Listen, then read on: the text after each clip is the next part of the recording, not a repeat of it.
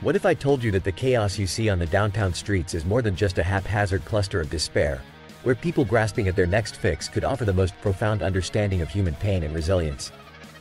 Stick around, because what I've unearthed from the gritty corners of Vancouver's drug-ridden heart is set to shatter everything you thought you knew about addiction, its origins, and the silencing of trauma. Our story beckons from the downtown east side of Vancouver, British Columbia, a place that has become a nucleus of addiction. My experience spans over a decade, deeply immersed in a world most would shy away from. Here, in the midst of what could be described as the very trenches of human suffering, I've witnessed firsthand a war waged not by soldiers, but those ensnared by addiction. Addiction isn't the choice portrayed by society, nor is it the character flaw, moral failure, or weak will that it's so often labeled. It is, in fact, quite the opposite. Nor is it an arbitrary brain disease as many in the medical community might define it. What people miss is that addiction is a coping mechanism, a convoluted response of an individual to unbearable pain and trauma, particularly from those searing wounds inflicted in childhood. This revelation came into sharper focus during my time on the East Side, working with individuals whose lives had become entangled with substance abuse. Every person I connected with withheld a history marred by trauma. The women often bore scars of sexual abuse, while the men, though their traumas varied, were no less affected. Their behaviors, actions disapproved and misunderstood by society are fueled by an inner turmoil stemming from a life of neglect, abuse, and abandonment. But could a complete and utter recovery from addiction's talons ever be within reach? It's a perplexing question, largely because the conventional models of treatment tend to be woefully inadequate. You might think of healing as akin to curing meat straightforward, given the right conditions. The truth, however, is far more complex. Under the current societal, legal, and medical paradigms, the likelihood of significant recovery is grim. The perspective needs a seismic shift. The full panorama of addiction isn't one of a simple ailment waiting to be cured, but rather a human being in need of compassion, understanding, and assistance to overcome great internal suffering birthed from trauma. In exploring the deep-seated roots of addiction, we must consider the impact of childhood trauma. Young minds, when tormented, weave narratives of shame and blame around their own identities. They harbor excruciating pain, the type that sees no end as they grow. That pain seeks solace, often in the numbing embrace of addictions. This isn't merely conjecture but backed up by findings in neuroscience showing that early adverse experiences mold the brain in ways that make the relief found in substances all the more alluring. The inherent contradiction, though, lies in how society chooses to address this affliction. We acknowledge that guzzling copious amounts of alcohol to death's door or chain smoking into cancer's embrace is within the bounds of the law. Yet, the use of other substances catapults these already traumatized innocents outside the law's grace. Punishment replaces support, ostracization supplants understanding, and the cycle of trauma perpetuates itself. Imagine, if you will, a different scenario. One where these tender, traumatized souls are nurtured, where their sheer humanity is recognized and honored. Where addiction is met not with scorn but with the willing hands of those who understand that beneath the distress lies a history of unspeakable pain. That's the world we should strive for, a world that questions not the behavior itself but the labyrinth of sufferings that led to it. The medical field, as I've observed throughout my career, is often blind to the ramifications of trauma. The education and ideology that drive our health professionals skirt around this critical piece of the puzzle. We have a medical system enamored with the biological, where pills are dispensed and symptoms are managed, leaving the emotional havoc untouched. Healing the genuine occurs within individuals and cannot be delivered from one to another. It requires a delicate interrogation of the pain that lingers and tools to navigate its resolution. Changing behaviors is a surface approach. We must instead focus on altering internal states, aiding individuals in unpacking and healing their inner wounds. As we unfurl the narratives of those fighting silent battles within the fog of addiction, remember that the road to recovery isn't lined with ready-made answers or miracle cures.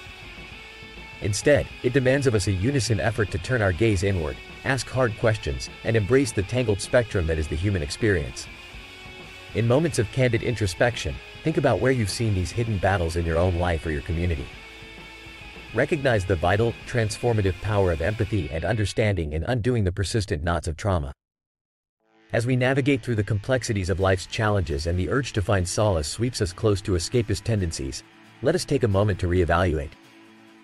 Realize that each of us, at some juncture, reaches for a crutch, be it apparent or hidden. The portal to healing and triumph doesn't unveil itself through condemnation but rather through the strength of collective support and the unrelenting quest for deeper comprehension. Take a breath, gents. Pause and reflect on this torrent of insight. If any of this resonated, I invite you to engage, to support this journey of understanding.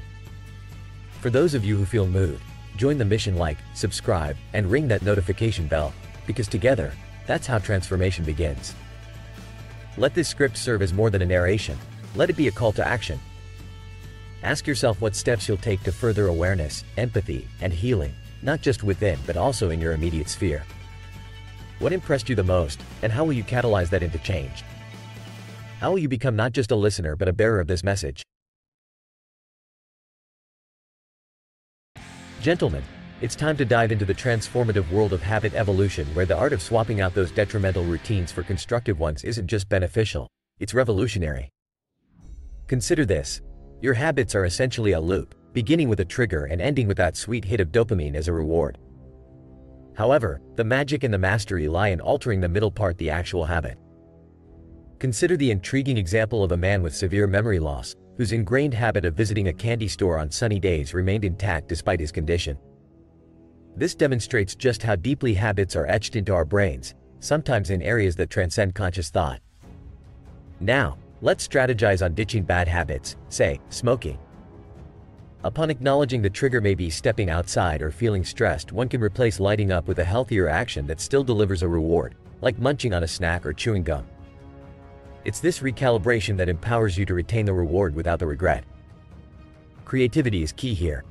The process might require some thoughtful consideration, but believe me, it's worth the investment. Imagine, rather than reaching for a cigarette, automatically opting for a healthier option, subconsciously choosing gum over smoke. Now, that's progress. Breaking away from ingrained patterns can be challenging, particularly when they become mindless. Open communication with trusted friends can shed light on unnoticed habits that may be impacting your life negatively. Seek their honest input on behaviors they observe. This candid feedback can strengthen bonds and kickstart your journey to personal improvement. As we're on the subject of upgrading bad habits to good ones, let me share some potent tactics. First, immerse yourself with people who uphold the habits you aspire to. This circle of influence is powerful. Traits of your closest acquaintances often become your own. Find a community that challenges you to be better. Secondly, eliminate the triggers. Pinpoint the cues that spiral you into unfavorable habits and do away with them. Be ruthless in your purge. The third strategy is a change of scenery. Shake up your environment. It may be the catalyst needed for mental breakthroughs. New environments stimulate new ideas, which can help dismantle stubborn habits. Now, hold on to your seats, because this might sound controversial or even clickbait. If you must, but some claim a habit forms in 21 days. Others say 67, or even up to a year. We're going to smash those durations. Prepare for a paradigm shift, because habits can change immediately. I'm serious. And you'll find out how in our next segment. For those of you who took value from this video, here's a proposition. Support the channel through a contribution that aligns with the worth you've gained from our dialogue today. Just head to the description, and your gesture will help propel this community to greater heights. Now, let's pause for a second time for an actionable step. If you're genuinely committed to elevating your life, then hit the subscribe button, like this video, and ring that notification bell. Making these simple moves could well be your first new habit, signaling your readiness for growth and success. Before signing off, I want to leave you with a question, one intended to stir action within you. What habit transformation are you going to initiate today? Share your commitment in the comments below.